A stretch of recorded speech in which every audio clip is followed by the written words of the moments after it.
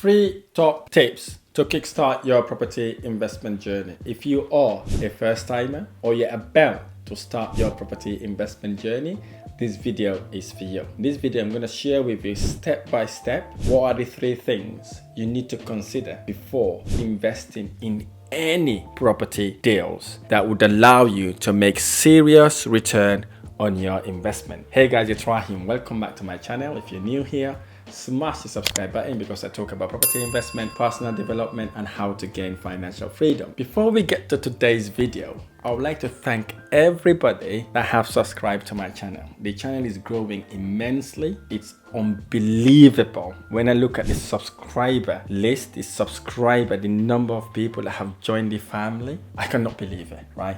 It only happens because of you. So thank you, thank you, thank you, thank you. It would have never happened if without your support, your generosity, and obviously sharing the videos out there. So thank you, thank you, thank you, thank you.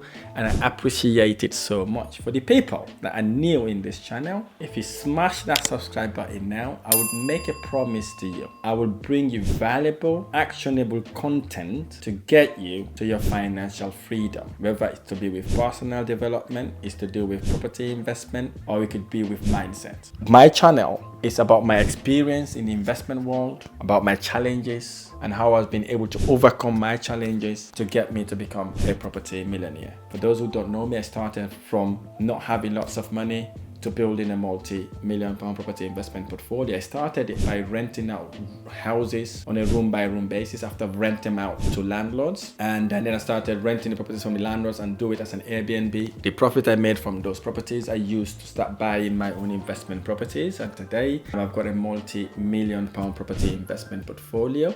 And I've got my estate agency. I have a renovation company. I now help working professionals like yourself, to use property as a vehicle to make passive recurring income. So in this video, I'm going to share with you the 3 tips a first-time buyer would want to master before they start their investment journey. And these are very important. These are the maker or the breaker of a deal. You don't want to be one of those ones that went into properties, did it wrong, and then decide to say property does not work. So if you don't want to be one of those, this video is for you. And I advise you to watch it until the end because I have a special invite that I would like to make to you. So let's get to it. So in order for you to invest in property, it's important for you to know these basic 3 things because these are the things that makes the difference, okay? End of the day, the money you've already saved, you may have taken a long time to save that money, or perhaps you had to borrow that money from friends and family, or maybe you had to do something to make that money. So make this investment work really, really well for you. So if you're looking at investing in property, location is very important. When it comes to property investment, your location is everything. It's everything. Look at the area where you're investing. Okay, the area needs to be very appealing to your market, right? If you're looking at working professionals, if you're looking at nurses, doctors, managers, or perhaps warehouse people, you want to be in an attractive location. So what sort of location is this? You want to be near a town center or a city center, near a train station, near a good travel link, where there are good schools. These are the sort of locations you want to be looking at because these sort of locations allow capital appreciation as well as demand higher rent.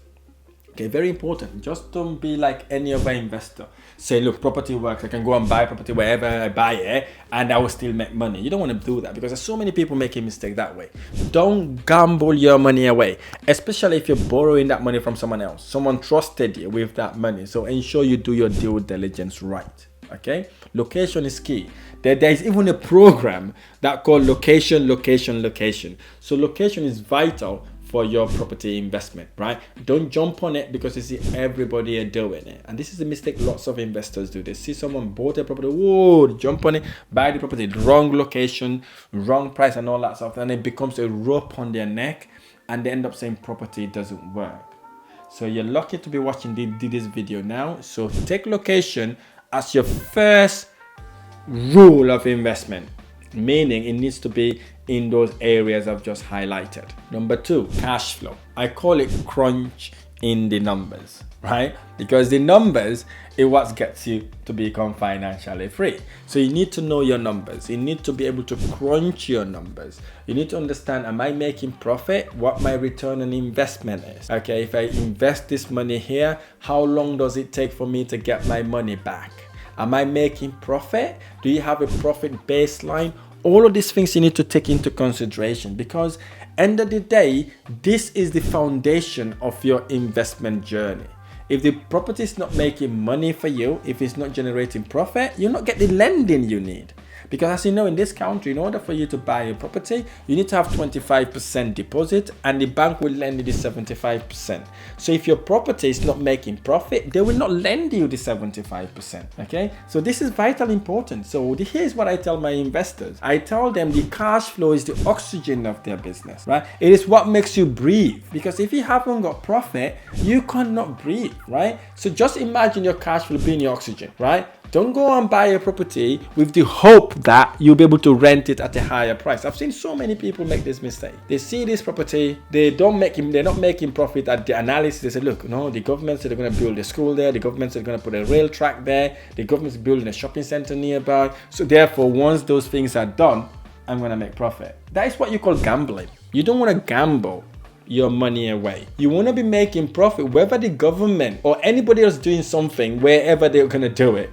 With or without that, you need to be making profit. If you're not making profit, you're losing your investment. Now, I cannot emphasize how important that is. So we have a rule of thumb in my investment, in my investment with my investors.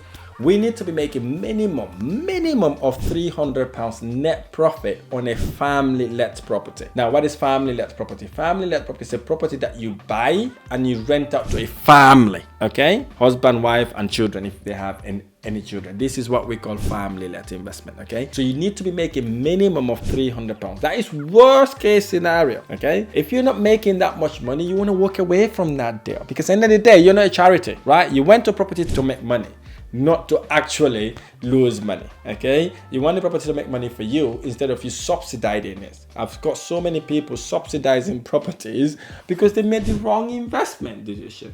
They inherit properties with tenants. The tenants are not paying rent properly, and the rent the tenants are paying is rent that someone was supposed to pay maybe 10 years ago. The rent is at 1,200 whilst their tenant is paying £450 rent. Tell me, how are you going to make money from that? You can't make money from that, right? If you bought a property that has a tenant that is paying $450 when the actual market rent is $1,100, it's just another problem you've brought into yourself. So ensure the numbers are working, and most importantly, you are not inheriting tenant. Do not inherit any tenant, right? Whether they are, even if they are diamond tenant, they tell you they pay rent every single month. Don't inherit tenant. Get your own tenant. Okay, getting your own tenant gets you to know who is living in the property. You can vet them as of today's situation, not sometime that they've done 10 or 15 years ago. I've got an investor who bought a property, inherited the tenant. That is giving them nightmare. The tenant is paying £350 rent when the actual going rent for that property currently in the market is £950 to £1,000. And she's on 350, right? That's crazy, huh? And believe you know what the previous owner did is to do them a contract of 5 years before they sold the property.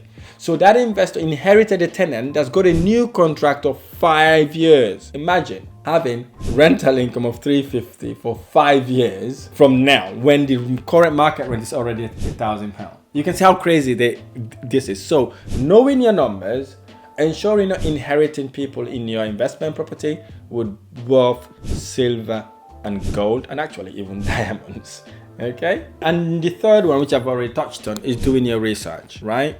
Know your area, investment area. Know the market trend in your investment area, the property value, by how much property values are going up by in your investment area. You look at your legal pack to ensure all the legal aspect is kind of okay. Knowledge is power, and in property investment, that is your best ally, right? Doing your research and your due diligence, that is very, very important. So these are the three things you want to be looking at. Actually, I'm going to touch on to renovation here a little bit, right? Again, I'm coming back to the figures, right? Because end of the day, investment is all about figures, okay? If you're doing any renovation cost, make sure you overestimate your renovation cost in your analysis, just to see if if the investment is still viable. If it's not viable, you can move on to the next one. You're not competing with anybody else, you're competing with you. As long as you're doing better today than you did yesterday, you're progressing.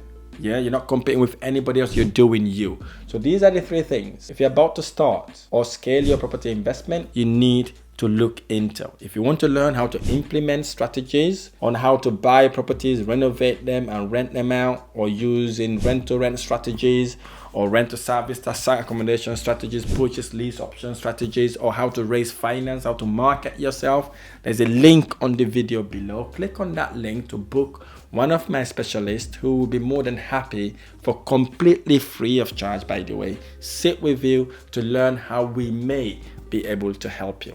I really hope this video has been helpful. If this video has been helpful, smash the like button below, subscribe to my channel for more amazing videos. I look forward to sharing the next one. Thank you.